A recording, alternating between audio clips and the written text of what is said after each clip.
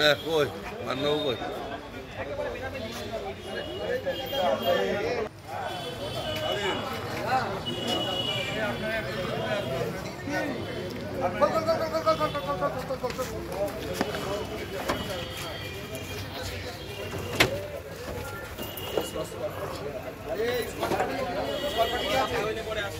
কি হয়েছিল কেন গ্রেফতার করলো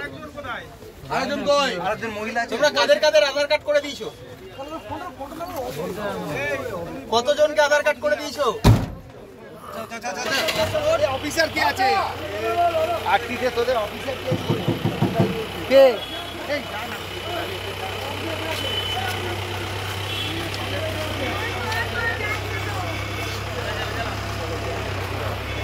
আছে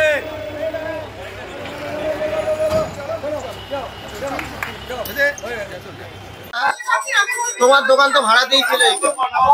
তোমার দোকান তো ভাড়া দিয়েছিলে কৌশিককে তাহলে হচ্ছে মানে এই ঘটনা ঘটলো তুমি কি জানতে আগে কৌশিক এই কাজের সাথে না আপনি কখনো দেখেছো তাকে না কখনো বাংলাদেশিরা আসতো এরকম আধার কার্ড ভোটার কার্ডের জন্য অ্যাপ্লাইয়ের জন্য কেমন ছিল কৌশিক যেটুকুনি জানি তো ভালো ছিল বিধান সরকার এক লাইন কজন অ্যারেস্ট আছে শুধু কজন অ্যারেস্ট আছে परमिशन मैम एक तो पोरे बोल देबो एक तो आस्ते बोल दे কজন অ্যারেস্ট আছে একটু বলুন টোটাল 3টা জন অ্যারেস্ট হয়ে গেছে কতজন আছে এই ঘটনায় যুক্ত ইনভেস্টিগেশন চলছে আমি বল দেবো পরে ঠিক আছে চল থ্যাংক ইউ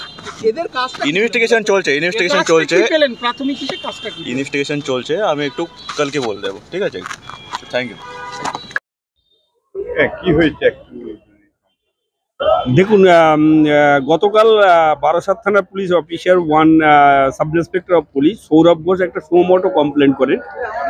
যার ভিত্তিতে সমীর দাস বলে একজনকে অ্যারেস্ট করা হয় বারাসাত থানার পুলিশ অ্যারেস্ট করেন এবং তার কাছ থেকে একটা স্যামসাং মোবাইল ফোন 15টি চিরকুট পাওয়া যায় এবং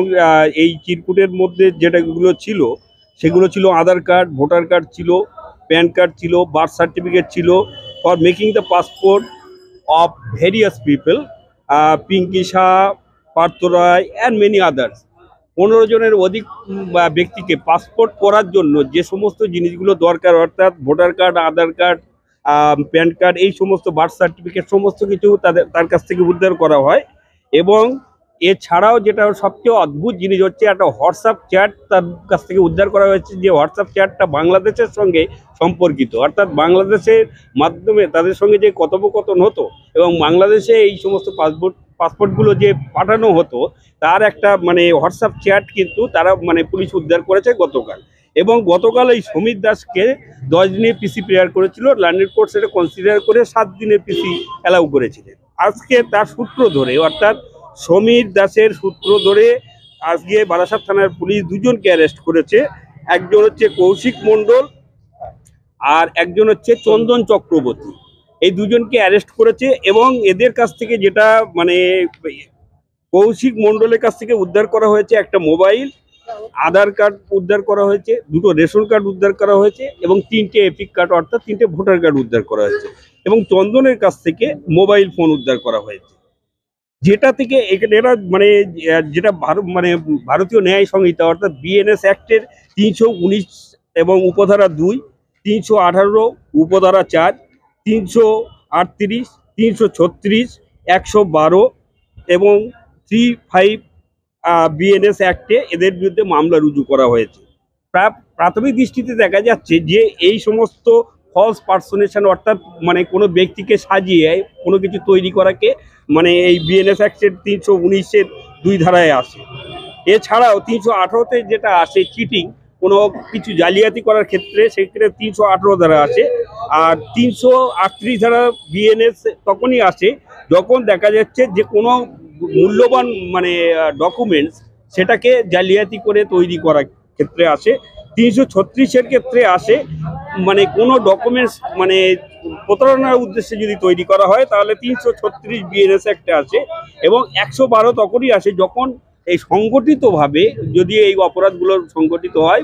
অপরাধগুলো সংগঠিত হয়েছিল সুতরাং সেখানে 112 এসছে এবং 61 এবং উপধারা 2 যেটা আসে সেটা 120B বলা হয় মানে হচ্ছে অপরাধমূলক ষড়যন্ত্র একের অধিক ব্যক্তি থাকলে সেক্ষেত্রে 61 এবং উপধারা 2 আসে। এছাড়া 3534 এটাও ক্ষেত্রে অনুরূপ, অর্থাৎ একের অধিক ব্যক্তি যেহেতু এই কেসে জড়িত বলে প্রাথমিক অবস্থায় অনুমান করছে পুলিশ, সুতরাং সেখানে মানে 34 অর্থাৎ 35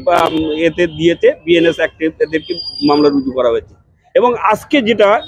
এদের দুজনকে প্রোডাকশন করা হয়েছিল, কৌশিক মণ্ডল এবং চন্দন চক্রবর্তীকে, এদেরকেও 7 দিনের পিসি প্রেয়ার করে আইও, এবং তাদের সাবসিকুয়েন্টলি দেখা যায় যে 7 দিনের মধ্যে